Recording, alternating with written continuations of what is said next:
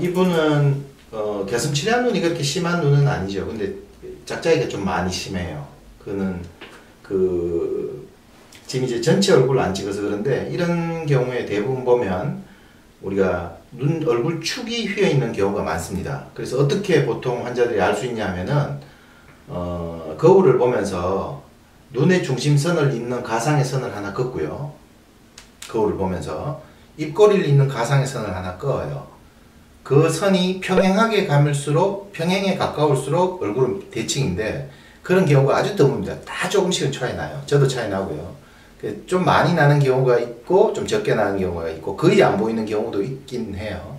그래서 이분 같은 경우에도 실제로 입꼬리와 눈동자를 잇는 선을 그으면 얼굴 축이 휘어 있을 거예요. 그런 경우에는 분명히 눈 뜬 힘도 양쪽이 다르고 처진 살도 양쪽이 달라요. 심지어는 지방량도 좀 다른 경우도 있거든요. 이 사람은 왼쪽 얼굴이 작은 얼굴 축이 왼쪽으로 휜 케이스입니다. 근데 라인을 똑같이 잡으면 당연히 축이 휜 쪽, 작은 쪽, 처진 살이 많은 쪽이 라인이 작게 느껴져요. 근데 보통 그게 이제 컴펜세이션 되는 경우가 작게 느껴지더라도 얼굴 축이 작은 쪽이 눈 뜨는 힘이 약하기 때문에 상대적으로 쌍꺼풀은 또 조금 크게 보이는 경향이 있어서 어느 정도 밸런스가 맞게 되는데 이분은 개슴 칠한 게 그렇게 심하지도 않고 얼굴 축은 휘었지만 눈 뜨는 정도는 이쪽이 좀 더 좋아요. 그러니까 짝짝이가 훨씬 더 크게 보이는 거죠. 처진 살은 더 많고 눈은 더 떠지면 쌍꺼풀은 당연히 반대쪽보다 더 작게 느껴지는 거죠.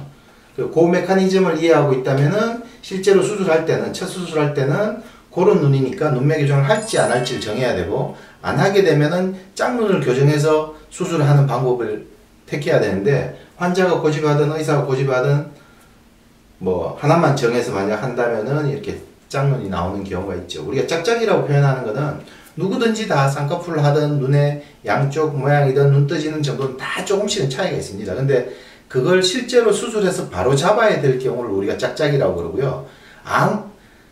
아무것도 차이 안 나게끔 양쪽이 무조건 똑같이 해달라고 하면 그거는 신도 못하는 일이기 때문에 그렇게 안 하고 수술로 교정할 수 있을 정도의 짝짝이를 우리가 짝짝이 수술이라고 보통 표현을 하죠. 이분은 그래서 짝짝이도 심하고 짝짝이는 심하고 개슴 칠한 눈은 그렇게 심하지 않고 대신에 본인은 개슴 칠한 것도 교정하고 싶고 짝짝이도 교정하고 싶고 그러면 당연히 라인 조정하고 처진 살을 잘라내는 정도도 양쪽 다르게 해야 됩니다. 물론 눈매 교정할 때도 양쪽을 비교를 하면서 되도록 비슷하게 해야 되겠죠. 똑같이는 안 되더라도. 그래서 실제로는 라인은 조금 더 작게 되더라도 눈동자는 좀 더 보이고 그래서 짝짝이가 많이 교정되는 효과를 노려야 되는 그런 케이스의 수술입니다. 이분은 피부가 얇고 붓기가 그렇게 많지 않은 눈이기 때문에 제 생각에는 한 일주일 정도면은 다니는 데는 아무 지장이 없을 것 같네요.